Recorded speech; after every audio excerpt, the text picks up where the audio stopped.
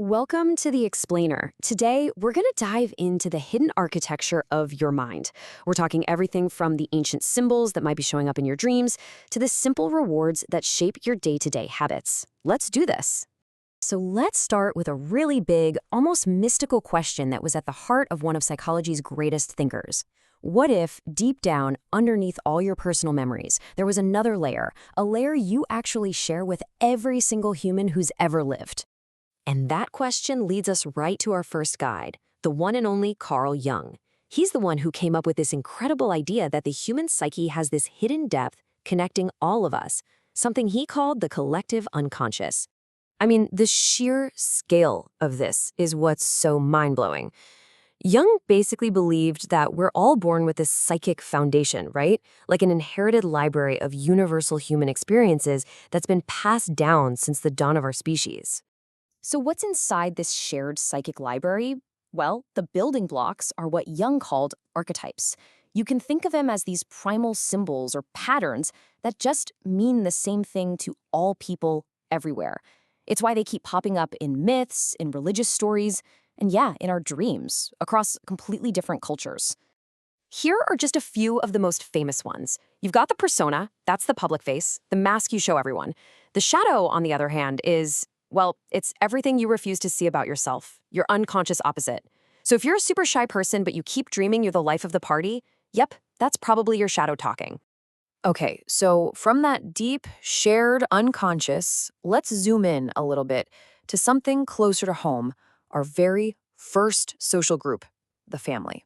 For the psychologist Alfred Adler, you just couldn't understand a person in a vacuum. Nope. For him, everything, and I mean everything, started with our social context.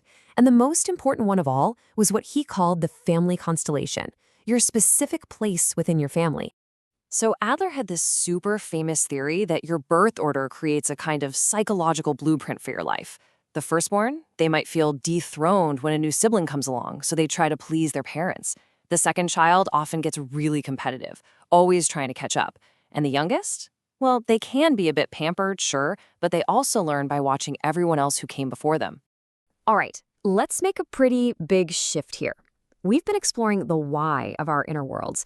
Now let's switch over to the how of our outer actions. How do we actually learn to behave the way we do?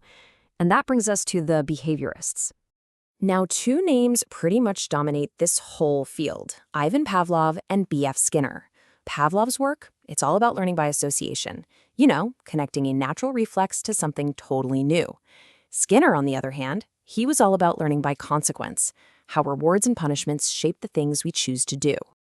Okay, before we go any deeper, here is the single best trick for understanding Pavlov. Seriously, whenever you see the word conditioned, just replace it in your head with the word learned.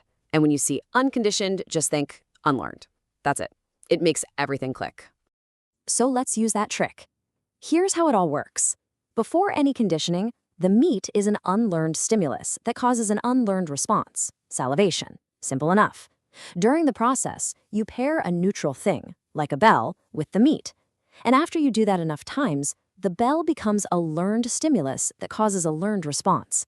The dog has learned to connect the bell with food. Now let's jump over to Skinner, and here's the crucial part, the one that honestly trips almost everyone up. It's the difference between reinforcement and punishment. Just remember this. Reinforcement, whether it's positive or negative, always increases a behavior. Punishment always decreases it. They are not the same thing at all. Let's use a super common scenario to really nail down one of the most misunderstood concepts in all of psychology. I mean, just think about the last time you had a really bad headache. You take the pill, and it removes something awful, the pain. And because that outcome feels like such a relief, it increases the chances that you'll take a pill the next time you have a headache. That right there is negative reinforcement. See? It's not punishment because the behavior was strengthened, not weakened. So we've got Jung's archetypes, Adler's birth order, the behaviorist's conditioning. It's a lot. How do these century-old ideas actually come together to help someone today? Well, let's step inside the modern therapy room and find out. So the reality is most therapists today don't just stick to one single school of thought. Not at all. They practice what's called eclectic counseling, which is really just a fancy way of saying they mix and match theories and techniques to fit the unique person sitting right in front of them.